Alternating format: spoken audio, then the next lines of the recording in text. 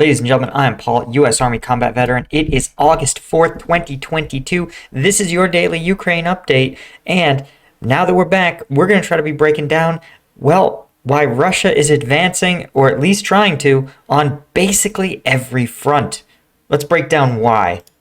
Okay, so first off, let's take a look at everywhere we've seen Russian forces try to advance in the last couple of days. As you can see, not really any action near the Kharkiv front, right? But as we get closer, we can see, zoom in here, near Bohododichne, right? We have some, maybe not significant changes, right? I'm not seeing any like major territorial gains here. And in fact, we see Ukrainians are reversing gains, even as the Russians had briefly pushed both in the small village here of Dolvenki, and also, of course, trying to push over the bridge in Bohododichne. It looks like it's tough to say if the Ukrainian forces have beaten them entirely back from Bohododichne, but certainly a lot of this territory has been seized and appears to be held by Ukrainian forces. So that Russian advance has, for now,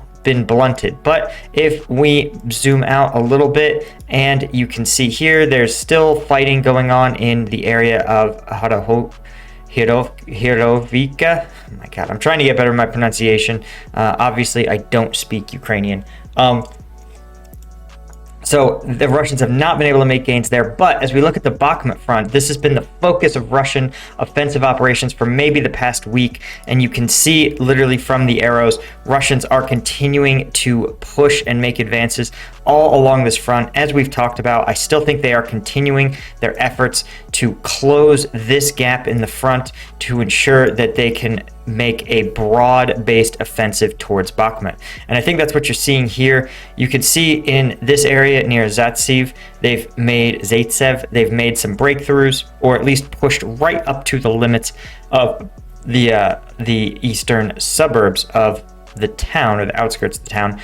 And it seems like they're going to try to get themselves up against Bakhmut before trying an encirclement. But even that will be tough because, again, if you want to try to encircle the city, you still have this significant town of Chasiv Yar that can support forces in Bakhmut. So it's not clear on whether they're going to try a literal frontal assault, which it seems like is the only feasible option available to them right now, or if they will try a flanking maneuver. But as you guys can see, they've made some incremental advances near Trevneve, pushing towards the town here.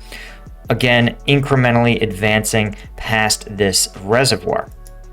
What's more interesting is as we look south on the fronts, we can see that, as we've talked about earlier, the Russian efforts to build out sort of a safety corridor around Donetsk. Again, if you want to declare an independent republic, your capital cannot be within small arms range of your enemy. And that's really where Donetsk is at right now. You also can't have your airstrip, a valuable military transportation hub, not fully controlled. So you can see the Russians are definitely pushing to try to control it. But where they're making advances is actually in this town, Avdiivka. So, right, they're trying, this is a really strange strategic setup, because as you can see, it looks like they're trying to do what they did in Lysychansk and Severodonetsk. They're trying to flank around, encircle the city, and force Ukrainian forces to withdraw to the west. And you can see they're trying to advance through the south and to create a northern prong. But at the same time, they're trying to advance here near Pisky. And when you have that, right, again, I sort of suspect these may be two separate efforts. One to seize the remainder of the airport and give the Donetsk city more standoff distance from Ukrainian forces. And secondary to that is going to be seizing this Avdiivka town, and they can do that through an encirclement. Again, to me, this says that Russia's splitting its forces among a bunch of different efforts. And usually there's one clear main effort at work.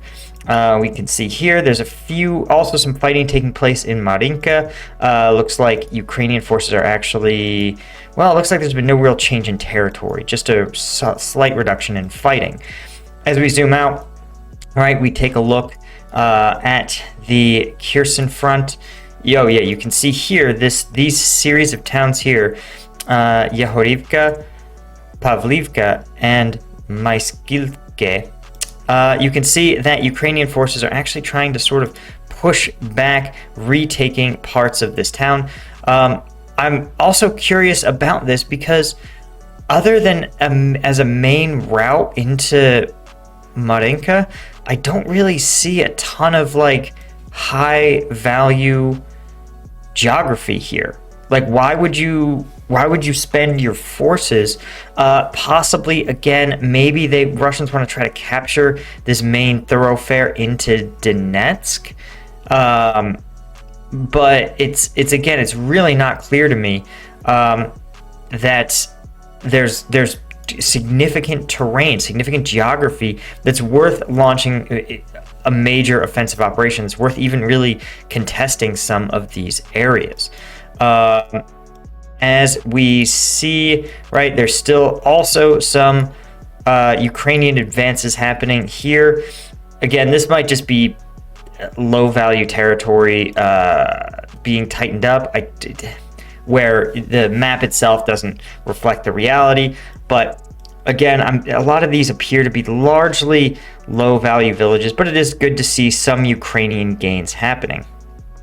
Again, is this part of a larger effort in the Kherson front? Probably not. So as we move over to Kherson, as we've talked about in other videos, no official updates. There's an information embargo on Kherson, and so we know that there's a Ukrainian offensive operation. The Ukrainians are being more and more public, indicating that perhaps their preparations are either complete and that they are making advances, right? If there was really no chance that they were going to succeed, you obviously wouldn't hear about it. So again, we are very curious to see if Russian forces, we know that the Russians have deemed it necessary to reallocate forces from their main offensive effort in Bakhmut to the Kherson and Crimean areas, which indicates that they don't think their existing defensive capabilities are sufficient. So to me, that's an indicator that Russia's troop allocation, their combat power is starting to wear thin. Especially, I mean, it is considered a huge no-no and for emergencies only to pull forces away from your main effort to a defensive effort, especially something as far away as Kherson. Anyway, as far as that is pretty much it as far as the updates go. Guys, as always, thank you for joining me. Thanks for hanging out and being around while I was on the road with my terrible recording setup. And of course, thanks to the patrons of Patreon. We're going to drop probably today the Patreon only breakdown of the spicy combat videos that are just too intense for YouTube. So definitely become a member. Link is in the description. Thanks, my Lieutenant Tier patrons. Catch you guys in the next one.